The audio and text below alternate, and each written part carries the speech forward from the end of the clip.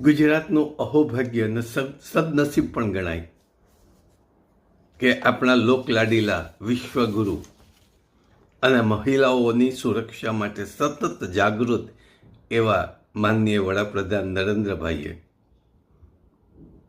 નવસારી ખાતે આંતરરાષ્ટ્રીય મહિલા દિવસ ઉજવ્યો. એમાં ગુજરાત સરકારના વખાણ પણ કર્યા કે ગુજરાતમાં મહિલાઓ સુરક્ષિત છે, સમૃદ્ધ પણ છે અને વિકાસ પણ થાય છે. પણ નરેન્દ્રભાઈ તો દિલ્હીમાં બેઠા છે.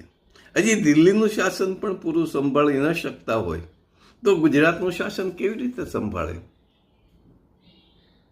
વાસ્તવિકતા એ છે કે ગુજરાતમાં દરરોજ 443 મહિલાઓ અને કિશોરીઓ, નાની વયની બાળાઓ હિંસાનો ભોગ બને છે અને એની ફરિયાદો છેલ્લા 10 વર્ષમાં 16 લાખ જેટલી ફરિયાદો, પોલીસ ફરિયાદો થઈ છે.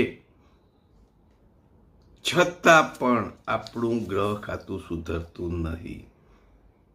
આ છે આપણા ગુજરાતનું મહિલા સુરક્ષાનું મોડલ.